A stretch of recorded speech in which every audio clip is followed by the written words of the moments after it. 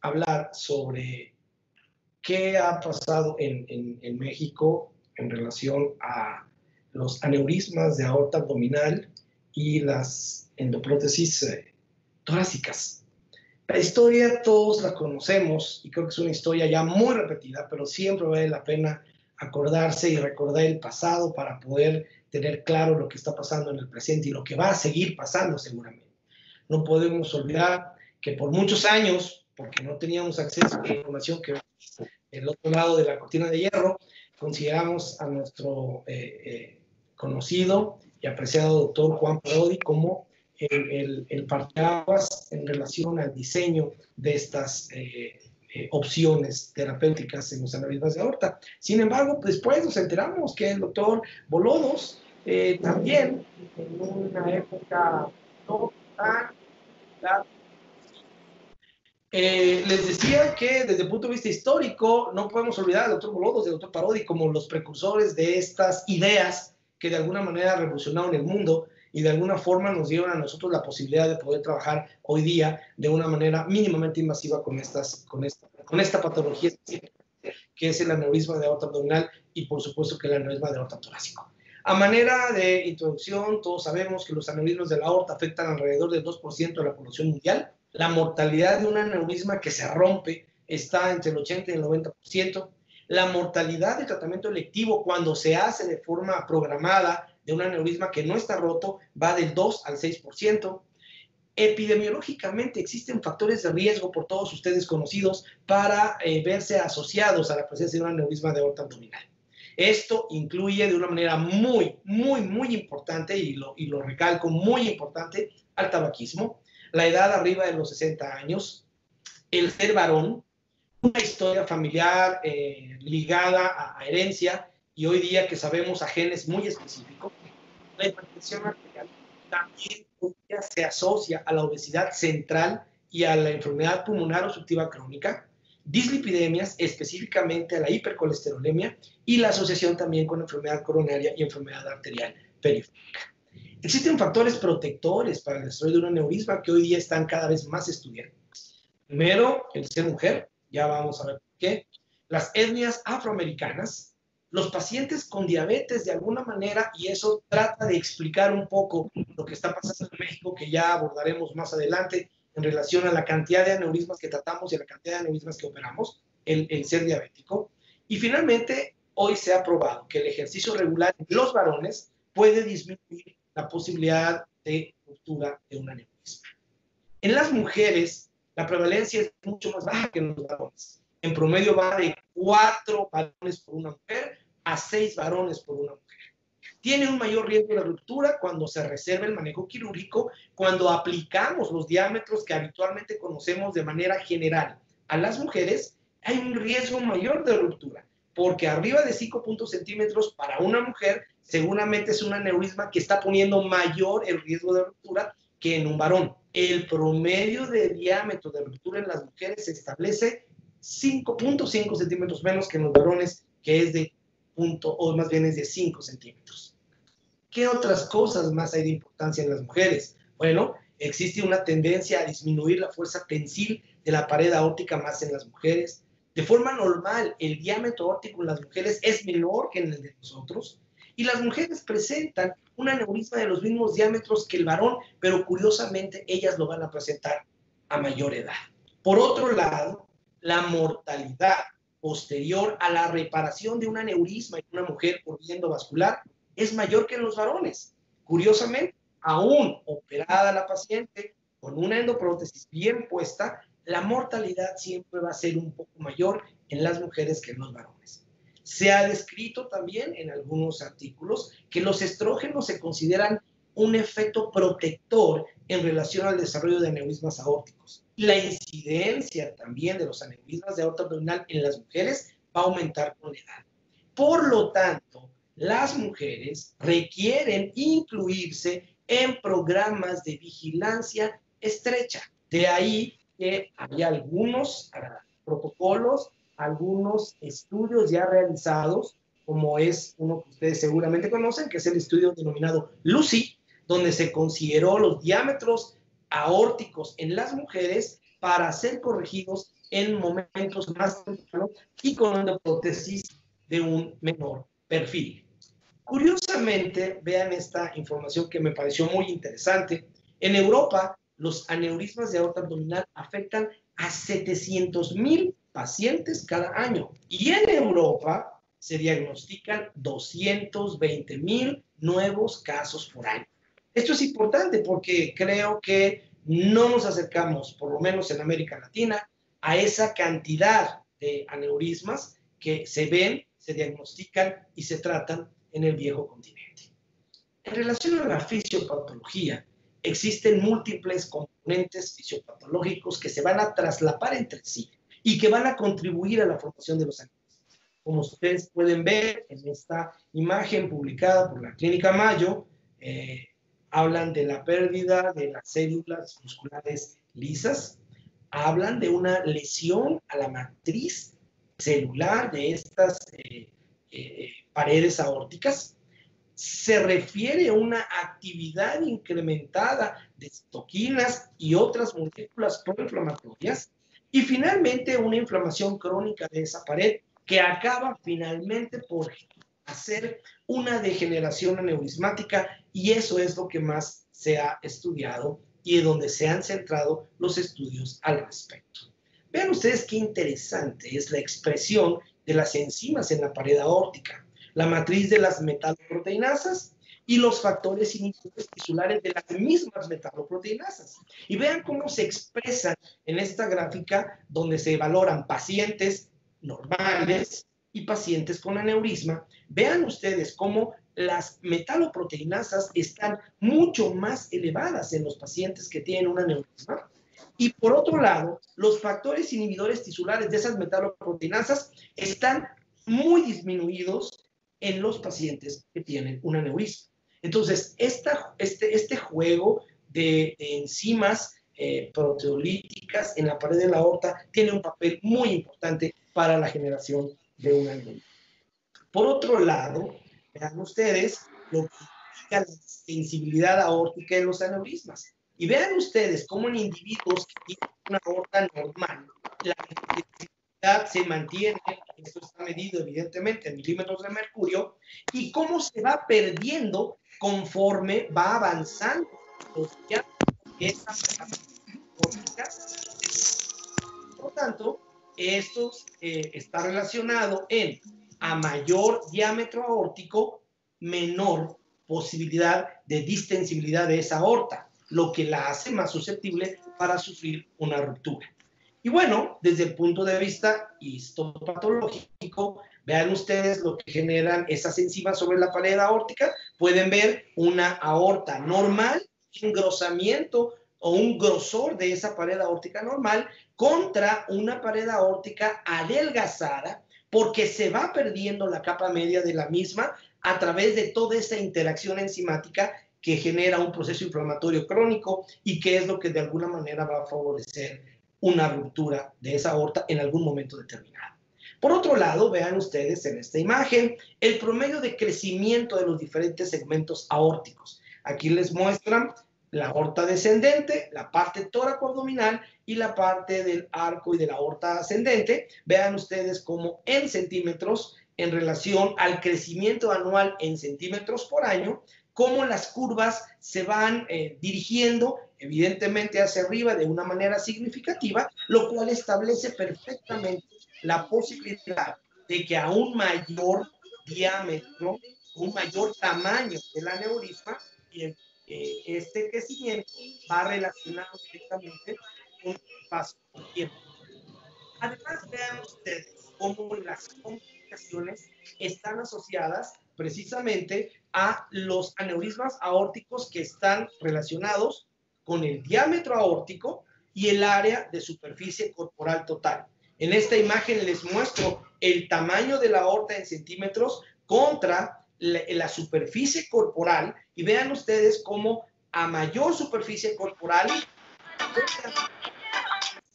de que esa aorta se complique y pueda sufrir una ruptura. Desde el punto de vista anatómico, todo el mundo sabemos que la aorta puede tener diferentes variaciones y diferentes formas. Esto, de alguna forma, va a generar una serie de situaciones muy precisas. Un favor, si es posible, apagar sus micrófonos para poder continuar y que todos podamos escuchar bien los comentarios al respecto. Les decía que anatómicamente existen variaciones en relación al cuello de esa aorta donde se va a originar un aneurisma. Y en esta imagen yo les muestro 6 tipos de diferentes cuellos. Y lo más interesante de todo esto es que el 90% de estas anatomías complicadas puede ser factible realizarlos con una técnica estándar, depurada y utilizando una endoprótesis de las que conocemos como estándar, sin tener que hacer algún tipo de cirugía para patología aórtica avanzada. Entonces, obviamente que necesitamos tener una buena angioTAC. La angioTAC debe ser de la mejor calidad posible y tener una posibilidad de hacer una buena planeación que se va a basar en una correcta medición a través de varios programas que ustedes conocen perfectamente, como Cyrix, como Oros, como Endosize, como Teraricon, etcétera, etcétera. Siempre la angioTAC debe ser de la mejor calidad posible y contener la opción de cualquiera de los programas que todos conocemos para poder hacer una buena medición. Existen condiciones anatómicas necesarias que se han modificado con el paso del tiempo. Estas que les estoy mostrando fueron publicadas hace año y medio. El doctor Franz Moll en Alemania generó una información adecuada que están referidas en las guías actuales de 2019 para manejo de aneurismas aórticos. Y vean ustedes, aquí les muestro las necesidades o las condiciones que se tienen que cumplir para hablar del cuello proximal aórtico. Ahí les mencionan diámetros, les mencionan ángulos, les mencionan longitudes, la presencia o no presencia de trombo en ese cuello, la dilatación del cuello, el alargamiento de ese cuello que puede ser focal o puede ser longitudinal y obviamente en relación a la arteria renal más baja. Y por supuesto que algo que ha generado mucha controversia es la calcificación de esos cuellos, que de alguna manera a veces se pueden presentar complicaciones serias si uno no toma en cuenta esa condición. Les comentaba que las condiciones anatómicas necesarias han sido modificadas con el paso del tiempo y que, bueno, ahora en relación a los cuellos proximales hay esas consideraciones en relación a la bifurcación aórtica y, por supuesto, que también en relación a los accesos que representan las arterias ilíacas.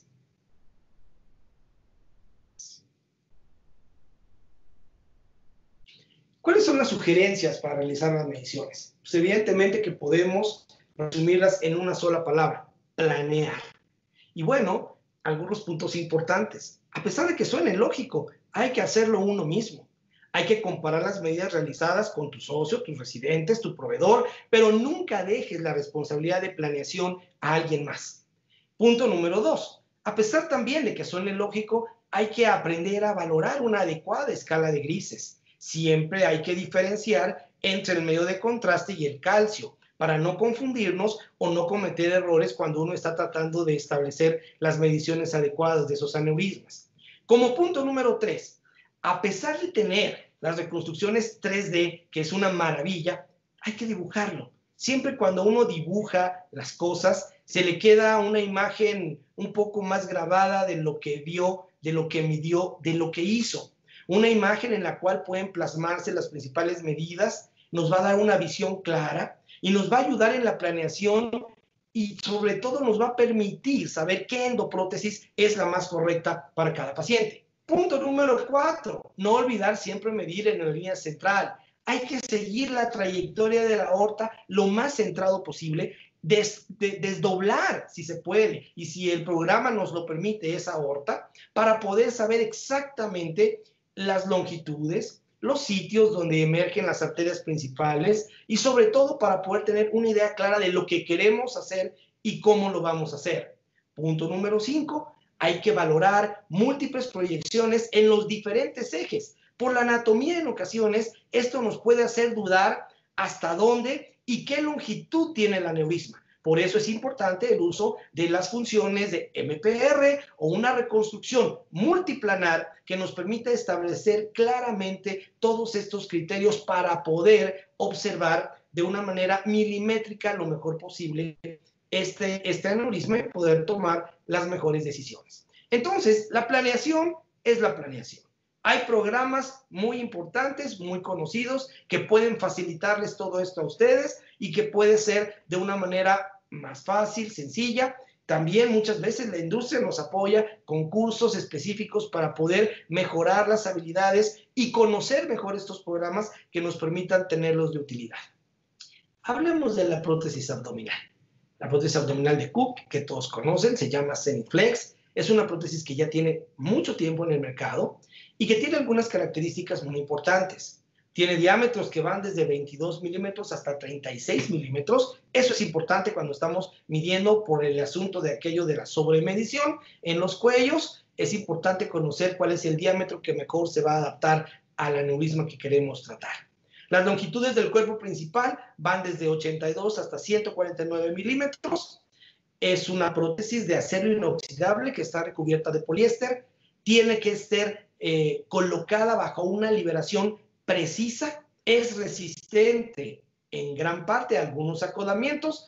Hemos tenido experiencias con otras endoprótesis donde al momento de colocarlas se hace un acodamiento en las ilíacas, en las bifurcaciones y todo aparentemente queda bien, y cuando termina uno al otro día la pierna está tapada porque ya se dobló la patita, porque no resistió o no se acomodó anatómicamente adecuada o la hemodinamia de esa arteria junto con toda la parte biomecánica de la arteria le ganó a la fuerza radial de la endoprótesis y esto generó que esto se acodara y que se complicara. Entonces, es posible que esto suceda cuando uno está utilizando dispositivos con una fuerza radial no tan adecuada o cuando no es tan resistente los materiales. Entonces, esta endoprótesis, hay tres cosas importantes que quisiera destacar de ella. Primero, la fijación activa, que ustedes saben que es una fijación que va a depender de un stent descubierto de fijación proximal por la parte arriba o por la parte de arriba de los riñones o de las arterias renales. La segunda es una fuerza radial interesante que también está equilibrada con esa fijación activa.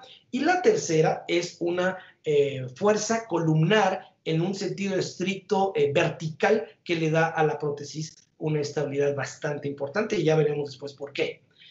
¿Qué otras características tiene la endoprótesis? Introductores con cubierta hidrofílica, ya había dicho, la fijación, la fuerza radial. Longitudinalmente es una prótesis estable y flexible y también tiene una fuerza columnar adecuada. Los accesorios están perfectamente distribuidos en relación a las extensiones, a las patitas pues de las prótesis, que pueden ser rectas, que pueden ser más anchas en la parte distal o en la parte proximal para acomodarse a la anatomía. Y todo esto viene en una hoja de planeación que debemos hacer una vez que hemos visto la tomografía, una vez que hemos hecho las mediciones. Entonces, hacer nuestra propia planeación tomando en cuenta la anatomía, las variantes anatómicas que encontramos para poder elegir los accesorios adecuados. Entonces, estos son algunos ejemplos del uso de esta endoprótesis. Vean ustedes, por ejemplo, la angiografía en el momento, la planeación hecha previamente y la resolución del caso, que se ve bastante bien de una manera estándar. Otro caso, un cuello muy largo, la planeación ya hecha, el abordaje del paciente con las guías, los catéteres y finalmente pueden ver a su extrema derecha la resolución adecuada del caso. Otro caso, la tomografía, la planeación, y este es interesante porque vean cómo ese cuello con ese ángulo tan complicado logró modificarse un poco, logró que la parte inferior y central del cuerpo de la endoprótesis se ubicara bien y de alguna manera pueden ver ustedes aquí cómo a pesar de la fuerza del cuello, la prótesis logró corregir, rectificar y bueno, darnos una imagen satisfactoria al final de la colocación. Otro caso, ustedes, complicado, calcio abundante, ese cuello lobulado, un cuello difícil, vean ustedes la misma condición. Y bueno, a veces tenemos suerte y entonces, en este caso, es un caso de los cardiólogos del hospital que iba a ser sometido a un recambio valvular, percutáneo, una TAVI, y entonces pues el paciente fue primero con ellos a la sala de hemodinamia, y una vez que ellos terminaron el procedimiento, pues aprovechamos su equipo, su sala, y entonces hicimos algo como esto, que es una fusión de imágenes que nos permitió corregir el aneurisma. A veces no tenemos tanta suerte que nos presten su sala los cardiólogos o que nos inviten a operar con ellos, pero este es un sistema de fusión de imágenes que tenemos en el hospital y que nos permitió corregir ese aneurisma. Como ustedes pueden ver, ya la prótesis corregida, aún habiendo en el mismo momento, siendo el paciente sometido a un recambio valvular o a una TAVI. ¿Qué otra cosa nos ha permitido este dispositivo? Pues también hacer academia. Curiosamente, hay pocos lugares en Latinoamérica y donde podemos tener la fortuna de contar con profesores expertos en esta tecnología a lo largo de los años y que nos han acompañado ya por muchos años, nos han tomado en cuenta para poder trabajar con ellos, y entonces a veces tenemos la suerte de que por lo menos cada 2 años hace un curso teórico práctico de aneurismas de aorta, donde podemos trabajar, en este caso, con el profesor Marcelo Cerezo de la Argentina, que nos ha ayudado, nos ha apoyado, siempre hemos estado tratando de innovar, de aprender de él, y bueno, pues la parte que nos toca es conseguir los casos, preparar los casos, medir los casos, hacer todo lo que se tiene que hacer y preparar esos 2 días de largo y arduo trabajo para poder transmitir de nuestra sala a todos nuestros amigos y compañeros que acuden al curso, para que él, con toda esa pericia que le ha dado la experiencia y los años, nos diga y nos oriente muchas veces sobre detalles y trucos muy específicos para usar esta tecnología. El segundo día del curso, otro aneurisma ya resuelto. Pueden ver ustedes ahí, ya terminamos. Evidentemente, aquí aprovecho para darle las gracias a mi jefe de servicio, el doctor Juan Miguel Rodríguez Trejo, que aparte de mi profesor, no ha nunca escatimado un solo esfuerzo para permitirnos el desarrollo académico en el hospital. Y él siempre está dispuesto a apoyar este tipo de actividades que le cuestan al hospital, que le cuestan al equipo, que le cuestan a su servicio, a los residentes, trabajo, desvelos, planeaciones, pero gracias a eso podemos hacer estas actividades académicas con este tipo de dispositivos de alta tecnología para poder tratar a nuestros pacientes. Complicaciones, claro que las hay. Una endoprótesis que tiene algunas situaciones difíciles puede generar complicaciones devastadoras como esta: oclusiones, obstrucciones, trombosis, acodamientos, etcétera, etcétera. Entonces, no es inocuo colocar una endoprótesis. Uno tiene que tener bien claro lo que va a hacer, cómo lo va a hacer, por qué lo va a hacer, y apegarse, sobre todo, apegarse al plan previamente establecido para que esto funcione de una manera adecuada. Hablando de la aorta torácica, bueno, el doctor Anthony Lee dijo desde hace muchos años que la valoración acuciosa preoperatoria es crítica para el éxito temprano y tardío de la reparación aórtica torácica endovascular. Y esto es posible decirlo, ya que él considera que el 90% de esta batalla se va a ganar o se va a perder antes de poner un pie en la sala de operaciones. Y esto vuelve a lo mismo, que es planeación. Hablemos un poquito de estos aneurismas, que no son tan frecuentes. La incidencia real se desconoce. Se calcula que son 10.4 por cada 100,000 pacientes. Se clasifican de esta forma: A, B y C. Tienen una clasificación, es una clasificación anatómica. Por cada aumento de 10 milímetros en el diámetro, el riesgo de ruptura se va a duplicar. El riesgo es 0 para aneurismas que miden menos de 50 milímetros de diámetro. El riesgo es de 3.6 anual para los que van arriba de 6, y arriba de 6.5 el tratamiento es obligado y es evidentemente endovascular. ¿Por qué? Pues porque la reparación endovascular de la aorta torácica se ha ubicado como la primera línea de tratamiento al ser comparada con la cirugía convencional. La cirugía electiva puede tener una mortalidad, de acuerdo al Eurostar, de 5.3% en aneurismas torácicos. La cirugía urgente de la aorta torácica en un aneurisma torácico que puede estar disecado o roto puede ir hasta 28%. La historia natural es interesante porque el rango de crecimiento promedio va de 0.1 centímetros más o menos por año. El rango es mayormente más elevado en la aorta descendente, pero se puede romper menos de 5%, menos de 5 centímetros en el 2%, de 5 a 6 en el 3% y más de 6 en el 7%. Y en esa imagen ustedes ven cómo la mitad de los aneurismas de la aorta torácica específicamente se van a ubicar en la porción ascendente, el 10% en el callado y el 40% en la aorta torácica descendente. La etiología también se ha estudiado muchísimo. Y aquí, por ejemplo, les muestro un análisis de los genes que pueden causar la enfermedad de aorta torácica.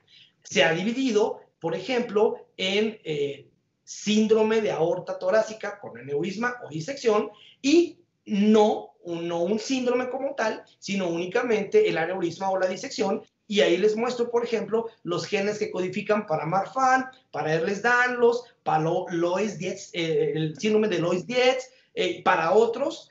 Y sin embargo, del otro lado, los que no son sindrómicos tienen ahí el síndrome de aorta torácica familiar aneurismático, donde pueden ver ustedes ahí situaciones muy, muy específicas que afectan tanto la aorta torácica ascendente, el arco y, por supuesto, que a veces las válvulas aórticas. Entonces, esto se convierte en un rompecabezas que hay que ir armando poco a poco para tener claro cuál es la etiología de un aneurisma de aorta torácica. Vean ustedes, por ejemplo, en el síndrome familiar de aneurisma torácico, esto se va a presentar en el 19% de los pacientes con un aneurisma torácico, es autosómico dominante y lo que sucede es que hay una degeneración quística de la capa media y entonces eso favorece esa dilatación que acaban siendo aneurismáticas. Otras patologías asociadas, ya les había dicho, en los pacientes jóvenes, el síndrome de Marfan, también el síndrome de Ehlers-Danlos, y esto tiene que ver con la poca elastina en la pared de la aorta, y esto va generando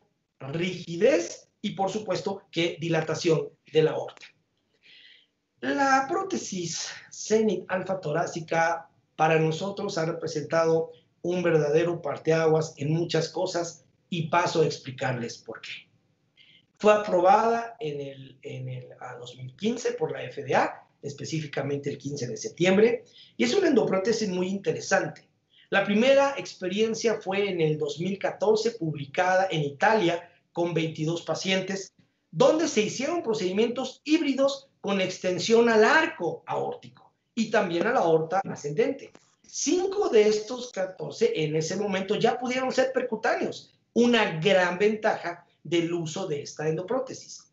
En extensiones largas, por supuesto, que son de 200 o más, siempre tiene uno que valorar y hacer el protocolo neurológico por el riesgo de lesión isquémica medular. El perfil de esta endoprótesis es interesante, es un perfil bajo, va de 16 a 20 French.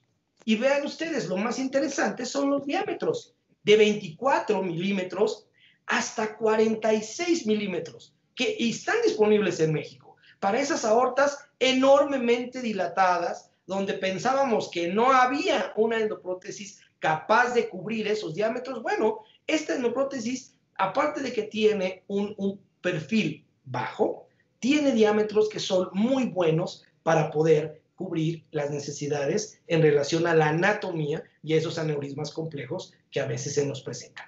¿Qué otra cosa tiene de interesante? Su conformabilidad, porque viene montado en un stent y en un introductor que viene ya preformado de manera curva. Y esto hace que se pueda adaptar mejor a la curva del callado aórtico. La forma de los stents del cual está elaborada, que son de nitinol, tiene también una función importante, ya que se va a conformar a la anatomía y posteriormente, al ser un material termosensible, va a acabar de adaptarse conforme pasan los días y esa endoprótesis se va manteniendo en su lugar. La configuración también de fijación puede ser a través de una terminación de un par de milímetros, de un free flow, de un stent descubierto en la parte proximal y en la parte distal con algunos ganchos que también van a darle una mayor fijación, sobre todo en una zona anatómica adecuada o por lo menos donde tengamos una pared aórtica sana. Ese es un ejemplo, como siempre, la planeación, pero vean ustedes esa tomografía, vean esa aorta, impresionante, tiene por lo menos ahí, yo conté 1, 2, 3, 4 curvas. No es tan fácil que la aorta pueda tener esas 4 curvas. La planeación a veces fea, donde sea, como sea, pero hay que hacerlo. Hay que hacer un dibujito, hay que hacer lo que tenga que ser necesario. Pero vean ustedes este monstruo. ¿Por qué elegí esta endoprótesis? Porque me dijeron que era conformable, que podía adaptarse a la anatomía, que yo iba a poder navegar esas curvas de una manera más amigable que en otros casos. Entonces, bueno, llegó el momento en el que decidimos tratar a este paciente y en la angiografía inicial, vean ustedes cómo la guía estaba todavía, ni siquiera había logrado pasar la aorta completa hacia el callado y hacia la aorta ascendente, estaba atrapada mi guía en esa curvatura de prácticamente 90 grados o más. Y abajo pueden observar una guía que usé de protección por esa dilatación del aneurisma en el tronco celíaco para evitar alguna complicación o algún desastre mayor si esto no funciona. Finalmente, vean esta imagen, logramos pasar la guía hasta la raíz de la aorta, lograr hacer lo que se tenía que hacer, y esta imagen se las quise presentar porque fue la primera Zenit alfa torácica que colocamos en el hospital. Y vean ustedes qué condición tuvimos que librar desde el punto de vista de anatomía para que esto funcionara. Y abajo les muestro en la primera imagen superior del lado izquierdo una guía, como les dije, protegiendo el tronco celíaco. Vean ustedes cómo la prótesis en realidad se conformó a la estructura de la aorta y no al revés. No pusimos una endoprótesis de tal fuerza radial que rectificara esas curvas, que rectificara esos ángulos y que hiciera mucho más difícil con el paso del tiempo el movimiento por el latido cardíaco, la presión sobre la aorta, el movimiento de la aorta, el crecimiento y los micromovimientos pulsátiles de la aorta que se dan todos los días, no poner en riesgo una endoprótesis de mayor fuerza radial en ese sentido. Y entonces yo en realidad quedé muy contento con la manera como esta endoprótesis se conformó. Y bueno, ustedes pueden ver, y si lo pueden observar, en la primera imagen del lado izquierdo, abajo hay un stent que está metido en el tronco celíaco porque no salieron las cosas como yo quise desde el principio. Tuve que poner un cuff, tuve que poner una extensión, tuve que reparar la unión de ambas endoprótesis en la parte medial de esas curvas y bueno, tuve que bajar la endoprótesis hasta la arteria mesentérica superior. Y esto, de alguna manera, pues permitió que lográramos tener, vean ustedes la subclavia libre con el free flow de esta endoprótesis proximal, vean ustedes abajo cómo se llenan las estructuras vasculares, la prótesis llegó hasta la mesentérica inferior y sobre todo que no hice un problema mayor, una complicación mayor después de ver ese aneurisma. Pueden ver ustedes cómo en el video se llenan los vasos viscerales y bueno, fue la manera como esta endoprótesis en realidad fue cuando la conocí, me permitió resolver este caso y del seguimiento del paciente hasta la fecha el paciente está bien, no he tenido hasta ahorita problema de alguna endofuga y las cosas van más o menos bien. Esto es muy importante. ¿Por qué? Pues porque no lo dejé parapléjico. El paciente, a pesar de todo lo que vieron y todo lo que cubrimos, el paciente camina, él vive en Oaxaca y de alguna manera, pues siempre uno tiene que tomar en cuenta esta imagen y no olvidar la circulación medular, no olvidar que tenemos puntos críticos como son la arteria subclavia, que muchas veces es el origen de la arteria medular anterior, que es la que, o la arteria espinal anterior, que es la que da un aporte muy importante. También esto viene de las arterias intercostales, recordar también que viene de las arterias lumbares y finalmente de las hipogástricas. Entonces uno tiene que ser cuidadoso para evitar obstruir las hipogástricas de una manera impune. Uno debe siempre tratar de preservarlas, y si están tomadas, bueno, hay tecnología, hay forma hoy día de preservar las hipogástricas a través de injertos o de prótesis ramificadas, hacer una rama ilíaca, un iliac branch, que nos permita tener siempre por lo menos una abierta. A veces es conveniente hacer estos procedimientos en 2 tiempos para darle oportunidad a que esto haga cierto grado de compensación, y entonces el paciente no se dañe cuando uno tapa o recubre completamente toda la aorta, como en el caso que les acabo de mostrar, prácticamente hasta la arteria mesentérica superior. A veces se complican.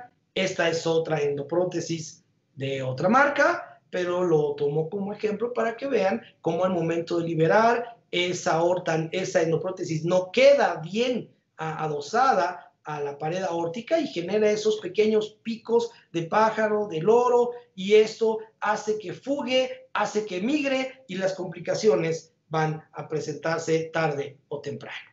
Las ventajas que yo veo de esta endoprótesis sobre otros dispositivos, finalmente, es lo que me agradó al principio, fue un perfil bajo que favorece menor invasión. Les muestro las imágenes de 2 pacientes cuyo abordaje fue percutáneo, ideal para anatomías complejas tortuosas como lo que les acabo de mostrar, accesos vasculares pequeños o difíciles, y bueno, me parece que es una endoprótesis que tiene una mejor conformabilidad para la anatomía de estas aortas, que pueden ser un poco complejas. Quiero compartirles finalmente esta publicación de hace poco tiempo, donde se evalúan 14 años de seguimiento del uso de esta endoprótesis. Hablo ahora de la endoprótesis abdominal de Zenith Flex, y donde se analizó de las diferentes y muchos puntos de vista el comportamiento de esta endoprótesis a lo largo de un seguimiento bastante importante, que fueron 14 años. El artículo habla de cosas interesantes. Por ejemplo, habla aquí de las variables y los factores de riesgo en 610 pacientes operados con este dispositivo.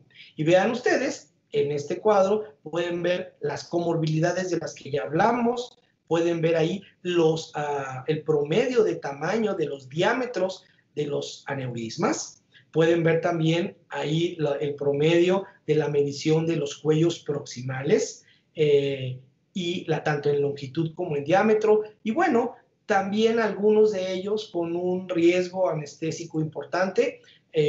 309 pacientes en un ASA 3, 81 pacientes en un ASA 4. Entonces el artículo lo va desglosando de forma interesante. Otro tipo de complicaciones en el grupo total, las complicaciones posoperatorias en 610 pacientes utilizando este dispositivo en un seguimiento a 14 años. Vean ustedes, algunas tuvieron que ser reintervenidos de manera temprana, específicamente 40 pacientes, 3 se tuvieron que convertir a cirugía abierta. Lo que les platicaba, 11 oclusiones de una rama ilíaca, y bueno, de ahí para abajo todas las complicaciones hasta llegar incluso a un paciente con isquemia intestinal. Morbilidades mayores, por supuesto, la falla renal.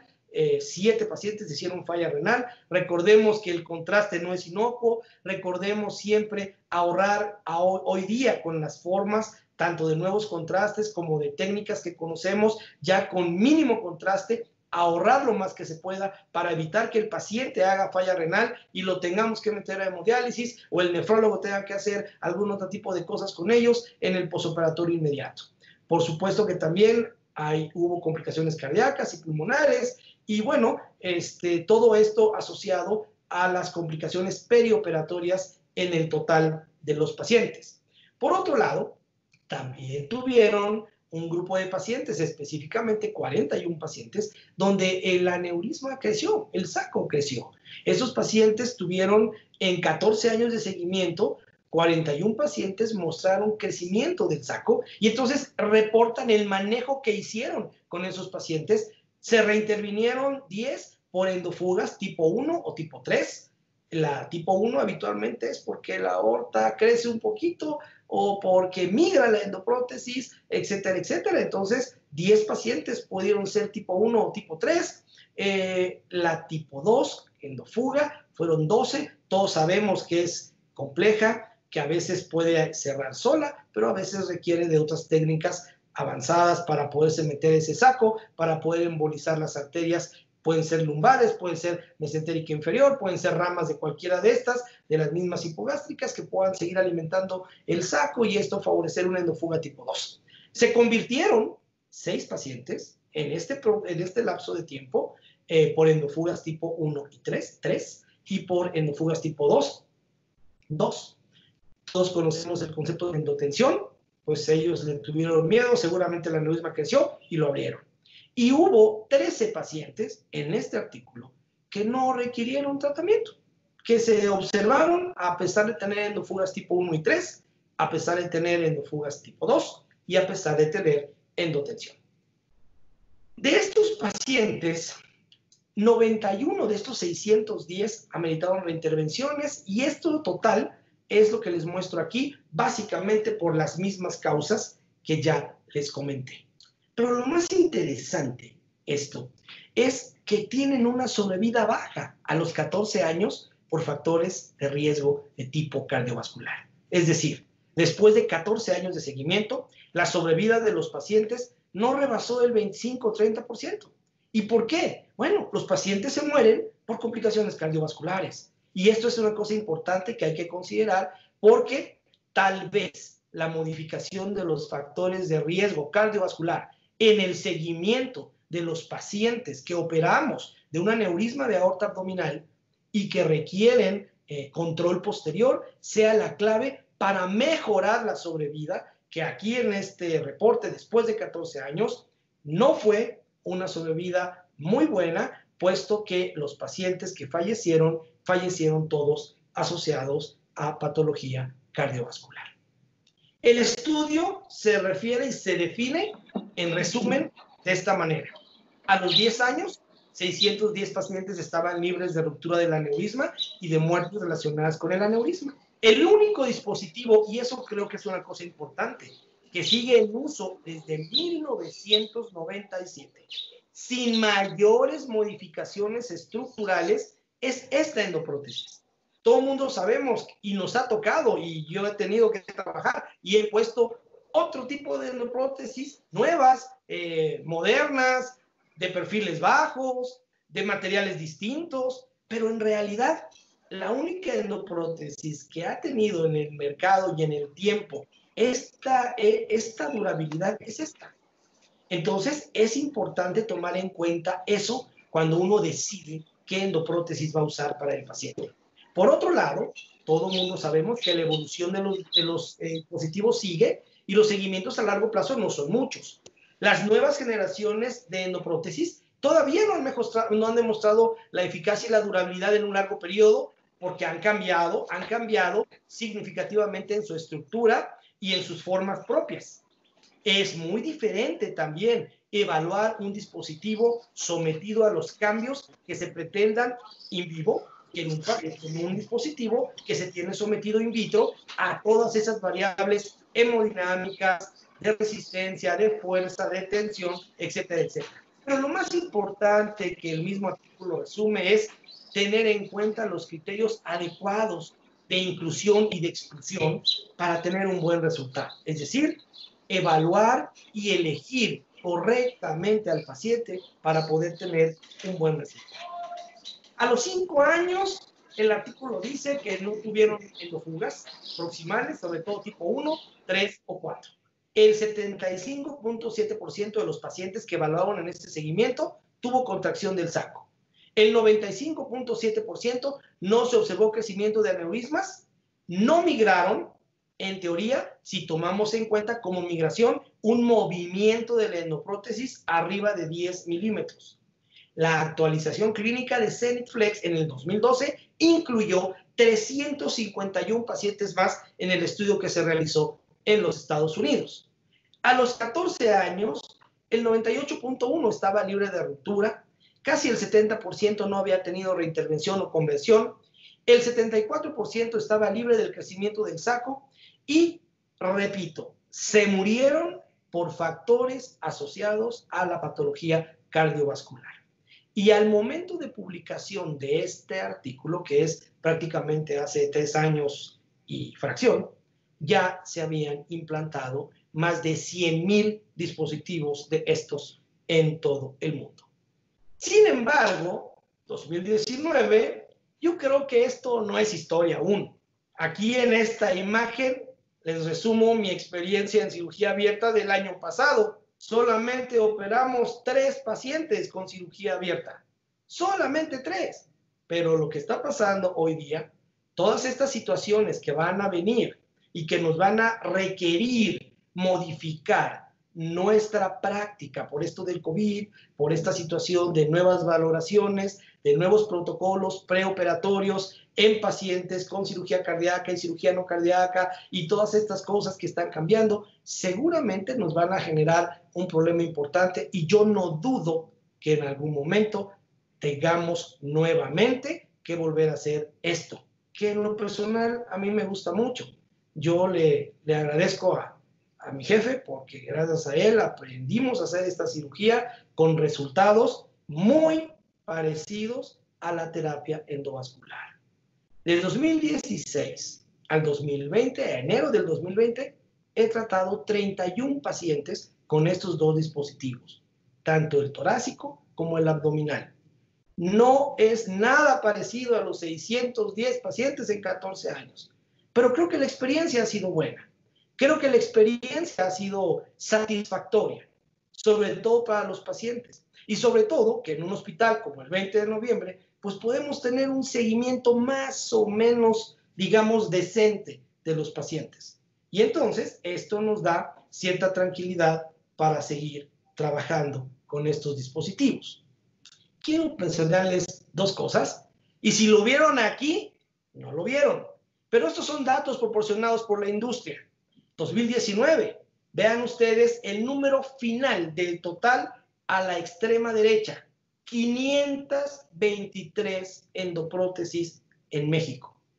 ¿Realmente no hay más aneurismas? ¿Dónde están? ¿O realmente no hay dinero para poder poner una endoprótesis?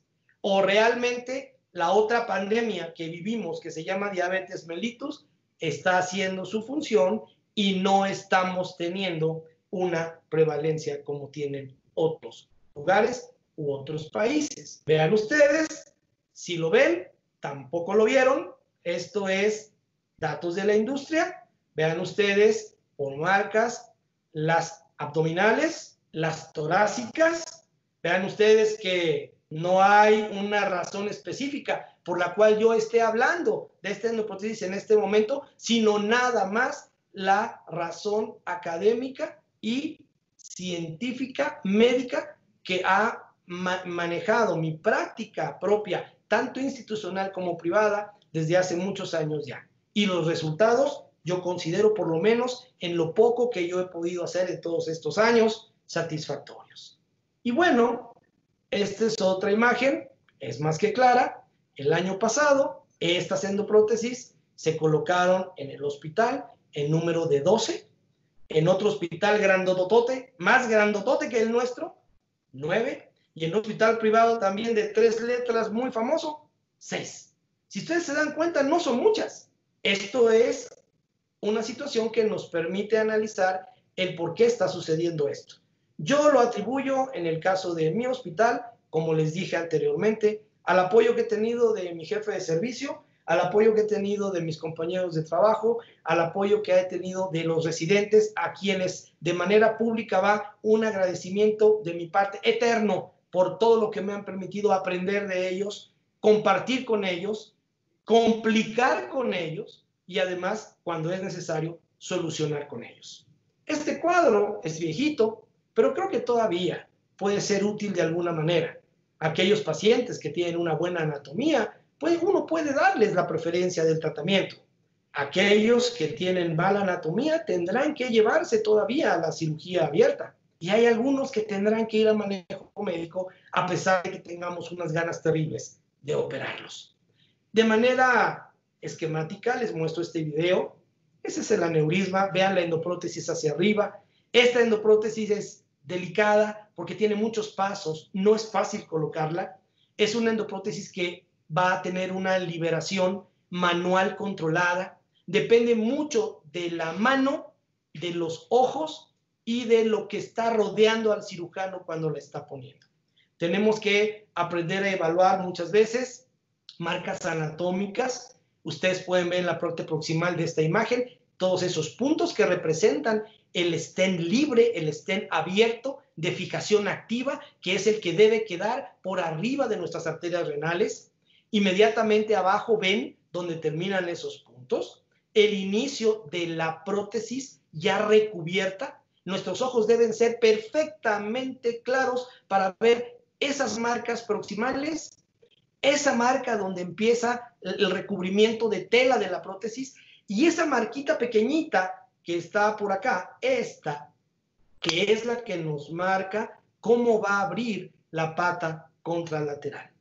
Todavía recuerdo posiblemente mi primera o segunda endoprótesis, no vi eso y la pata abrió al revés y hacia atrás. Y tuve que pedirle ayuda a un compañero mío para poder colocar un stent de palmas en esa pata y recuperar el flujo que se había perdido, y con eso el paciente recuperó las piernas. Esto hace 15 años tal vez, y el paciente todavía está en La Paz, todavía viene a saludarnos a veces. Una vez que hemos abierto esa parte proximal del stent libre, vean ustedes cómo se abre hasta la marquita que les muestro aquí para liberar la pata contralateral. Y no terminamos de abrir la endoprótesis hasta que no hemos hecho posiblemente la parte más interesante de esto, que es canular esa pata contralateral, para lo cual hay muchas técnicas. Hay gente que es tan hábil que con ese mismo pigtail que ustedes están viendo acá, que ya en este momento está por atrás de la endoprótesis, se sube una guía, se desarma, se jala, y cuando llegan aquí son tan hábiles que con la misma guía pueden subir y canular la pata contralateral. O a veces con el mismo pigtail abajo lo reacomodan y van por él. Y bueno, evidentemente que el proveedor les tiene que dar los catéteres adecuados para poder hacer la canulación de esa pata contralateral. Una vez puesta la pata contralateral, se completa la apertura del cuerpo principal, la pata ipsilateral, se hacen las mediciones correspondientes con angiografías específicamente por los introductores que les muestro acá, se escogen ya de la planeación las patas, los complementos de esto, y luego pasamos al baloneo que se hace de los diferentes áreas de la endoprótesis. Se lo estoy mostrando al revés, yo no empiezo de abajo para arriba, habitualmente yo empiezo de arriba para abajo, pero están viendo ahí cómo se balonearon las dos extensiones, luego la parte del overlapping de las dos extensiones en el diversor de flujo de la endoprótesis, y bueno, vean ustedes ahí cómo estamos lo mismo, y finalmente pues el disparo final que nos permite ver con claridad que nuestras arterias renales están permeables, que no obstruimos nada, que tenemos las hipogástricas. En este caso veo una acá, la de abajo no la veo, no sé si la tapé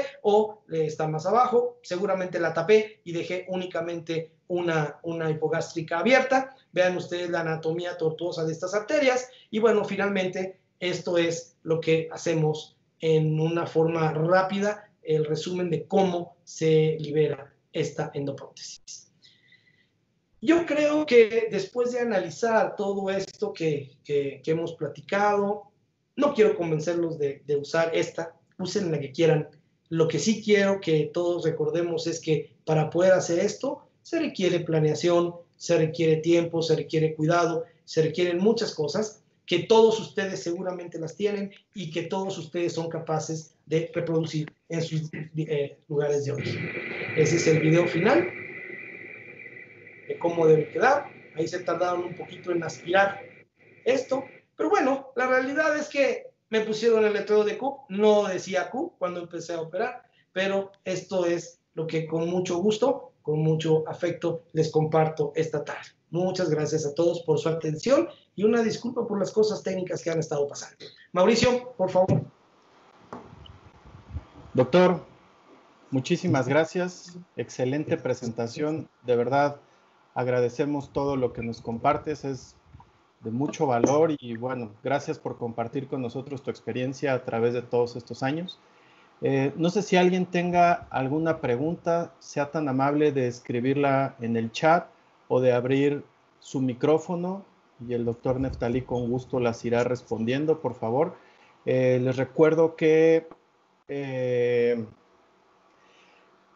este webinar fue grabado. En cuanto terminemos, probablemente mañana ya tengamos el link por si alguien quiere verlo. Por favor, solicítelo y con gusto se lo estaremos enviando.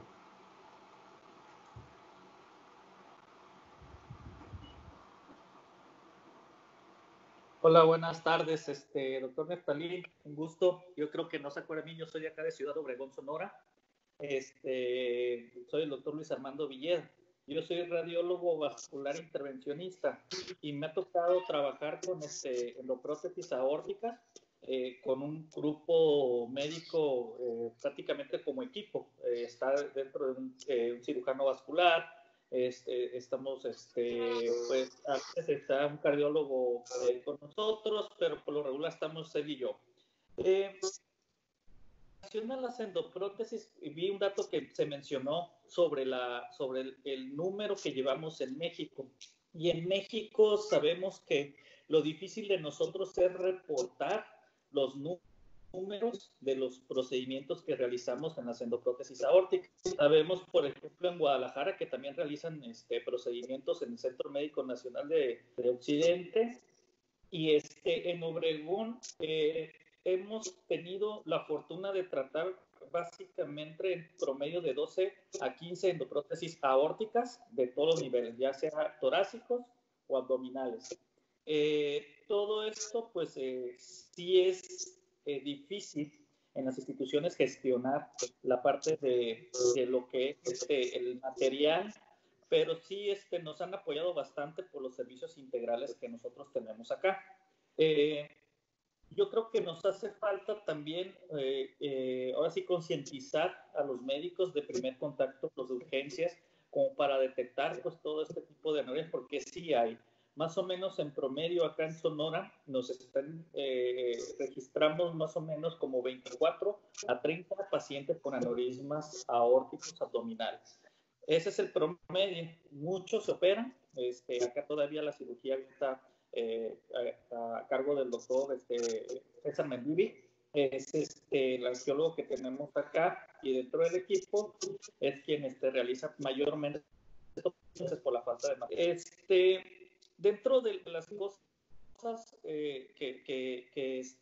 pues ahora sí, y la verdad es que no escondo nada, soy muy sincero, pero sí quisiera saber por qué una endoprótesis me podría migrar en un momento dado cuando ya se sobredimensionó más o menos un 15%. Me ha pasado con esta endoprótesis. Realmente creo que esta endoprótesis es muy buena, como usted lo dijo, no ha sufrido ninguna o tantas modificaciones, y realmente son de las cosas que me han pasado.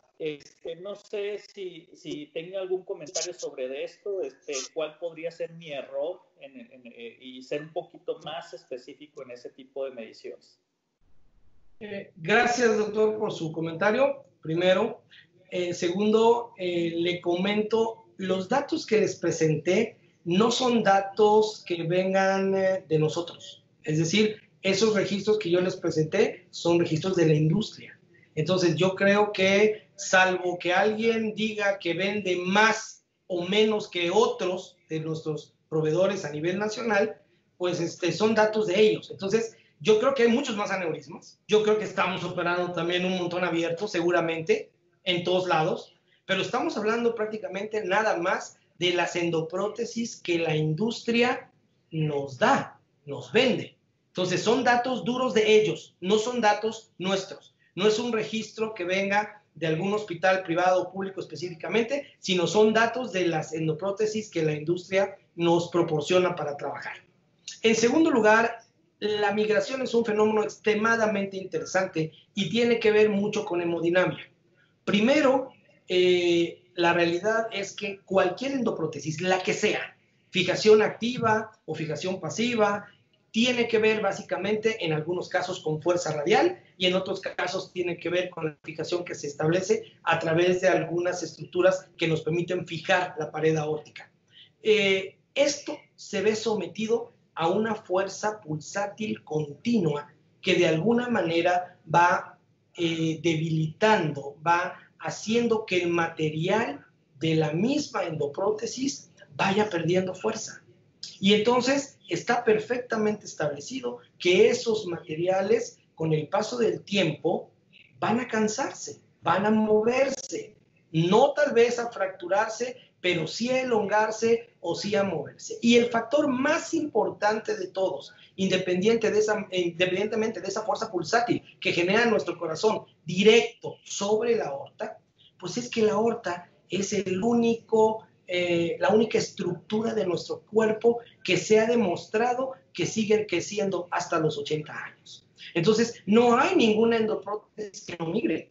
El asunto es que no migre al grado de que ponga en riesgo la vida del paciente o que no migre al grado que se complique y que haya que ir a retirarla, a modificarla o a complementarla nuevamente. Entonces, a lo que yo me refiero y lo que yo entiendo de esta publicación que les acabo de compartir es que finalmente es una endoprótesis que ha resistido tal vez un poco más de tiempo sin tener tanta complicación de migración, de fractura o de, vamos, agotamiento del material con el paso del tiempo.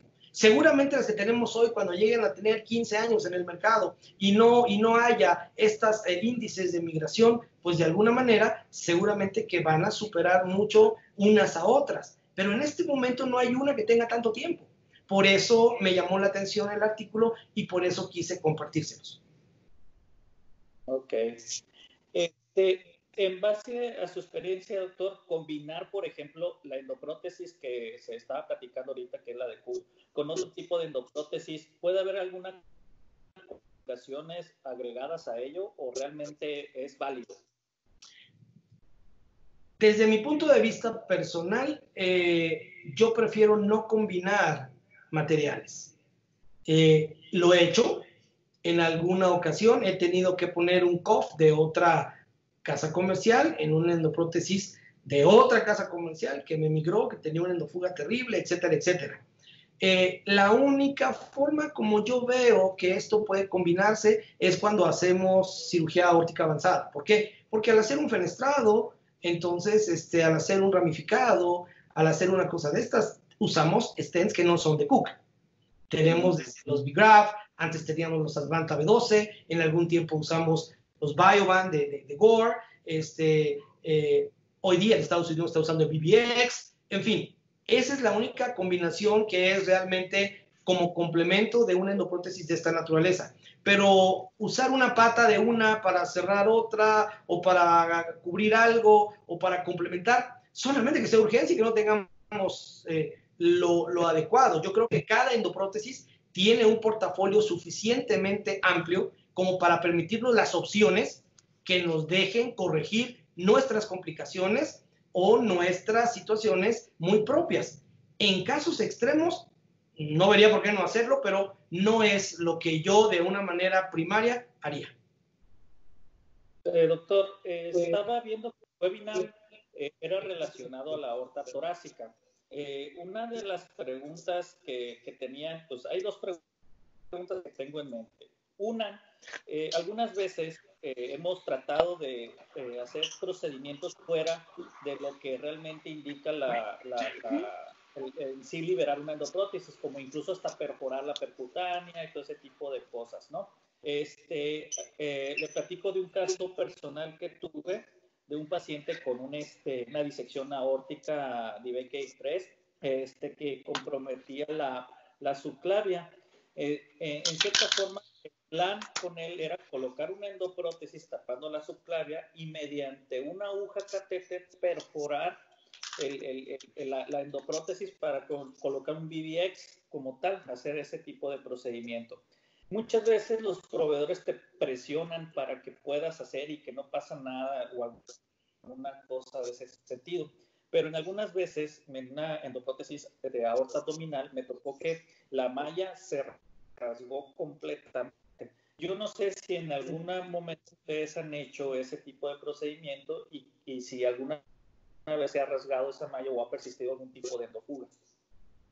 Bueno, hablando específicamente del área anatómica de la subclavia, habitualmente antes de pensar en la obstrucción de la subclavia, hacemos algunas maniobras clínicas que nos permiten ver qué tan dominante o qué no tan dominante es. Habitualmente solamente el 17% de los pacientes que se les tapa la subclavia pueden tener síntomas de isquemia leve a moderada en la extremidad superior. Y bueno, en ese momento, muchas veces para nosotros es mucho más sencillo ir a hacer un bypass carótido subclavio o carótido carotídeo, y esto resuelve el problema.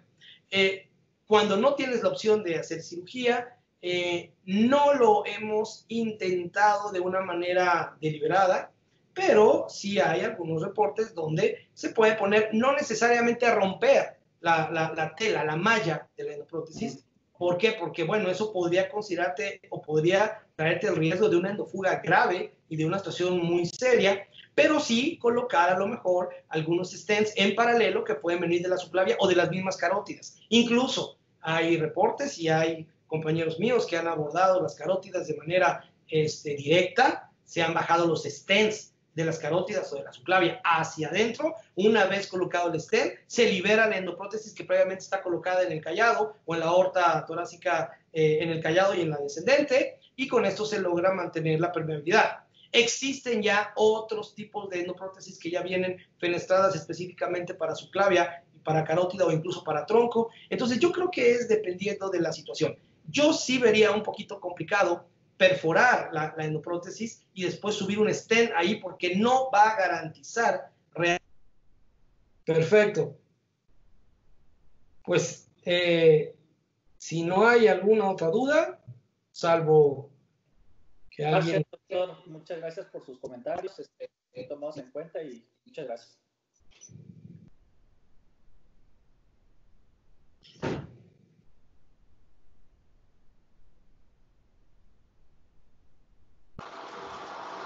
Bueno, pues muchas gracias a todos por acompañarnos, gracias por su tiempo.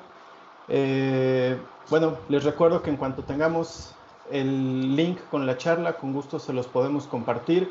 Gracias por acompañarnos nuevamente. Por favor, estén atentos, vamos a tener más webinars en estos días, con gusto se los seguiremos compartiendo para que nos acompañen.